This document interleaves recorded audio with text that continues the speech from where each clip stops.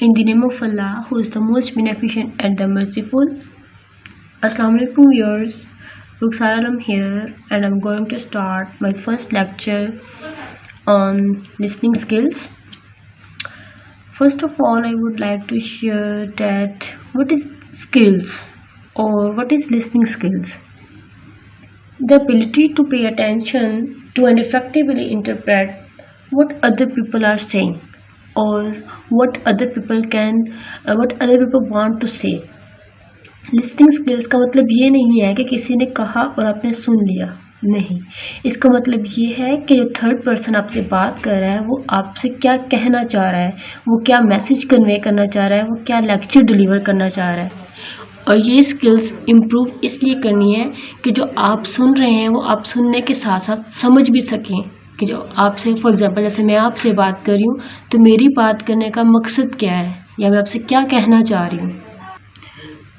So viewers, मैं आपके लिए बहुत ही इजी टिप्स लेके आई हूँ. आपको टिप्स दूंगी, कोई प्रॉपर नोट्स नहीं होंगे, कोई बुक नहीं होगी, किसी बुक की ज़रूरत नहीं होगी. जस्ट जो मैं आपको टिप्स दूंगी, जो भी आपको यहाँ पे गाइडलाइन दी जाएगी वो आपने खुद पे इम्प्लीमेंट करनी है. जितनी भी यहाँ पे टिप्स दी जाएंगी आप उनको खुद पे अप्लाई करना है और जो चेंजेस होंगी वो आप खुद फील करेंगे. So ready for my practice tips.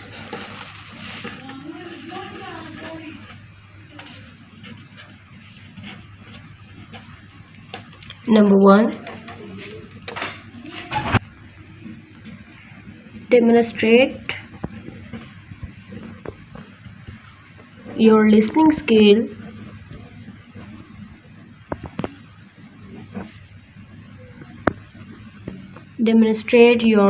skill by paraphrasing. इसमें सिंपली आपने ये करना है कि आप जो भी सुन रहे हो, आप कोई लेक्चर सुन रहे हो, कोई स्पीच सुन रहे हो, कुछ भी सुन रहे हो, आप उसको पैराफ्रेज करने की कोशिश करो. मतलब जो आपने सुन लिया है उसको अपने वर्ड्स में एक्सप्लेन करने की कोशिश करें. सिंपली आपने क्या करना है, पैराफ्राइजिंग करना है या किसी भी चीज़ को समराइज करना है.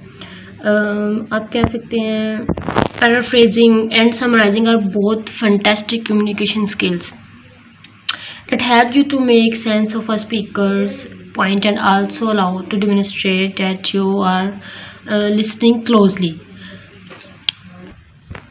और यहाँ पे मैं आपको एक इंटरेस्टिंग सी एग्जांपल दूंगी. फॉर एग्जांपल जैसे आप कोई भी मूवी देखते हो, वो हॉलीवुड है, बॉलीवुड है, फॉर एग्जाम्पल एनीवेयर कोई भी मूवी है, आप उसको देखते हो. देखने के बाद जब आप किसी फ्रेंड से उसको डिस्कस करते हो तो आप उसको एज इट इज़ डिस्कस नहीं करते, आप उसको अपनी मदर टंग में जो है वो एक्सप्लेन करते हो. फॉर एग्जांपल आपने इंग्लिश में मूवी देखी है या आपने हिंदी में मूवी देखी है या आपने पंजाबी में या उर्दू में तो आप देखोगे तो आप उसको ईजीली कर सकते हो क्योंकि उर्दू हमारी मदर लैंग्वेज है. लेकिन जब आप उसको इंग्लिश में मूवी देखोगे या हिंदी में देखोगे तो जब किसी थर्ड पर्सन से उस मूवी के बारे में डिस्कस करोगे तो आप ऑब्वियसली हमेशा अपनी नेटिव लैंग्वेज यूज़ करोगे और उसको अपनी लैंग्वेज में आप एक्सप्लेन करोगे. तो इसको हम पैराफ्रेजिंग कहते हैं कि अगर फॉर एग्जांपल मैं आपको इंग्लिश में लेक्चर दे रही हूँ या मैं आपको उर्दू में डिलीवर कर रही हूँ तो आप सुनने के बाद किसी थर्ड को एक्सप्लेन करोगे तो पंजाबी में भी इजीली कर सकते हो.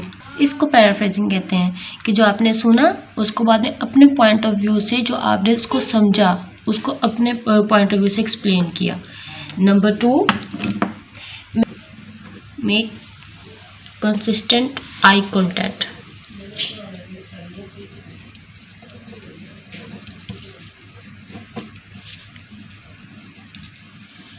ये जो टिप होगी ये तो होगी आपकी क्लासरूम के लिए या आपकी कोई भी मीटिंग, बिजनेस मीटिंग है उसके लिए, कि जो कम्युनिकेशन फेस टू फेस होगी उसमें आई कांटेक्ट होना ज़रूरी है.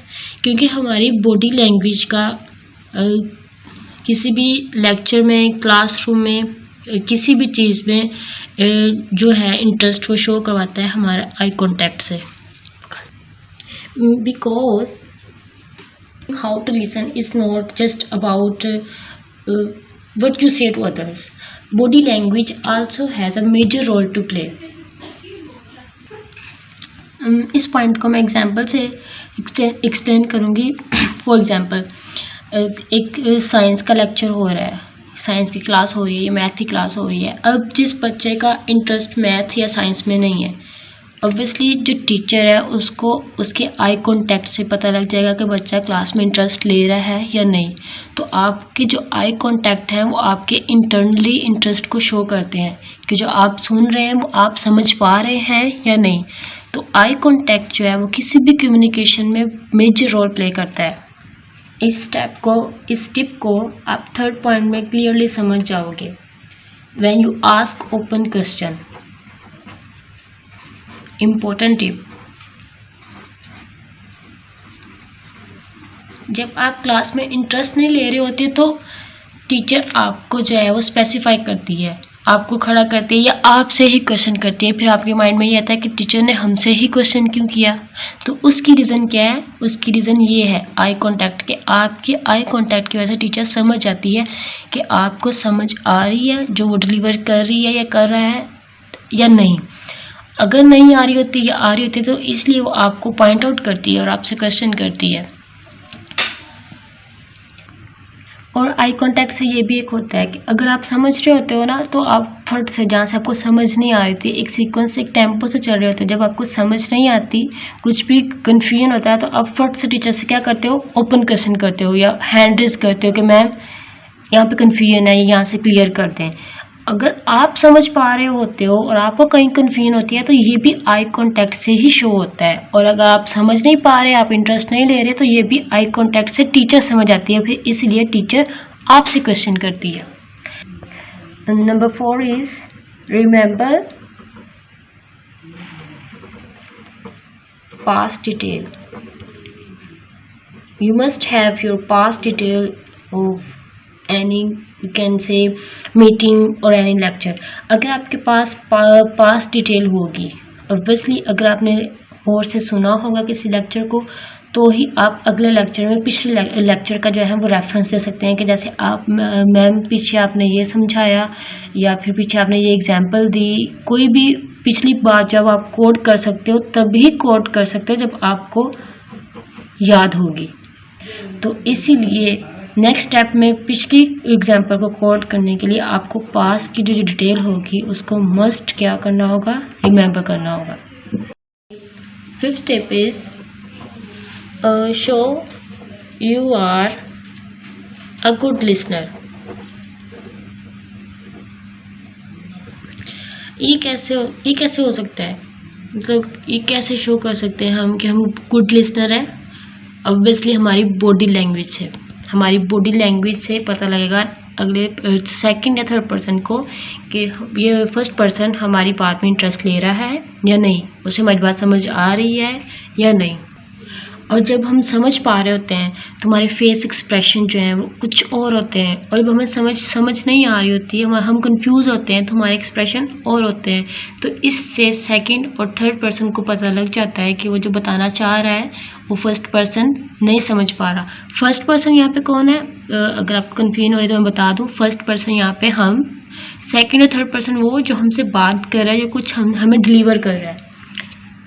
یہ کیسے شو کر سکتے ہیں کہ ہم گڈ لسنر ہیں؟ With eye contact, with nodding, smiling can be easily overlooked when you are thinking about how to improve listening skills, as you might just take it for granted that you do this when you are talking. Okay? اور اس کی best example یہ ہوگی, for example اگر آپ سے کوئی بات کر رہا ہے, آپ سے کوئی سجیشن لینا چاہ رہا ہے, اگر آپ اس کی بات سے ایگری کرو گے تو آپ کے جو فیس ایکسپریشن ہے اس کو شو کر دیں گے کہ آپ اس کی بات سے ایگری کر گئے. اور اگر آپ اس کی بات سے ایگری نہیں کرو گے تو وہ کوشش کرے گا کہ وہ بات چینج کر دے, وہ بات کو بدل دے یا بات کو وہیں ختم کر دے. تو باڈی لینگویج, ہمارے فیس ایکسپریشن, ہماری نوڈنگ, اسمائلنگ, وہ سب کچھ کیا شو کرتے ہیں کہ ہم گڈ لسنر ہیں یا نہیں. سب سے لاسٹ اور سب سے مین ٹپ جو آپ نے خود پہ امپلیمنٹ کرنی ہے, جس کو آپ نے خود پہ مسٹ امپلائی کرنا ہے, وہ ہے یہ communicate to yourself in mirror. کہ آپ نے میرر کے سامنے کھڑے ہو کے خود سے بات کرنی ہے. آپ انگلش میں بات کر لیں, آپ اردو میں بات کر لیں, جس زبان میں بھی آپ بات کرنا چاہ رہے ہیں, لیکن بات وہ کرنی ہے جو آپ نے, فار ایگزامپل آپ کی پریزنٹیشن ہے, آپ کو کوئی ٹاسک دیا گیا ہے, آپ نے اسپیچ کرنی ہے یا ایسا کچھ بھی ہے, تو آپ اس کی پریپریشن جو ہے وہ ہمیشہ شیشے کے سامنے کھڑے ہو کے کریں. شیشے کے سامنے کھڑے ہو کے جب آپ پریکٹس کریں گے تو اس سے یہ ہوگا کہ آپ خود کو دیکھ سکو گے کہ آپ کی جو باڈی لینگویج ہے, آپ کا آئی کانٹیکٹ جو ہے وہ آپ ٹھیک کر پا رہے ہو یا نہیں. تو یہ تھی میری 6 ٹپس جو میں آپ کے لیے لے کے آئی تھی کہ آپ اپنی لسننگ سکلز کو کیسے امپروو کر سکتے ہو, اور ان کو خود پہ اپلائی کر کے آپ کیسے اپنی سکلز کو امپروو کر سکتے ہو, اور کیسے آپ ایزیلی فورن لینگویج اور ادر لینگویج کو سمجھ سکتے ہو. تو ایک دفعہ پھر میں یہ اپنی 6 ٹپس جو ہیں ان کو سمرائز کر دیتی ہوں.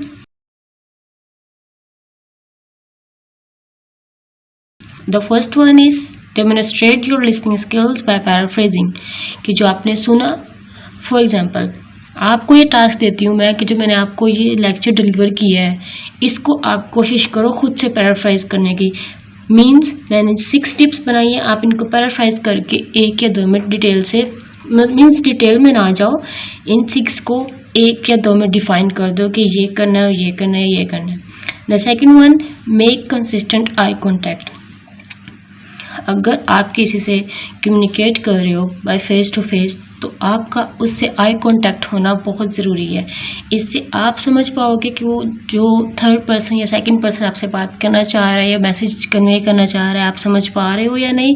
اور اس کو بھی تھرڈ پرسن کو بھی پتہ لگے گا کہ آئی کانٹیکٹ سے کہ جو میں ڈلیور کرنا چاہ رہا ہوں وہ سامنے والے کو سمجھ آ رہا ہے یا نہیں.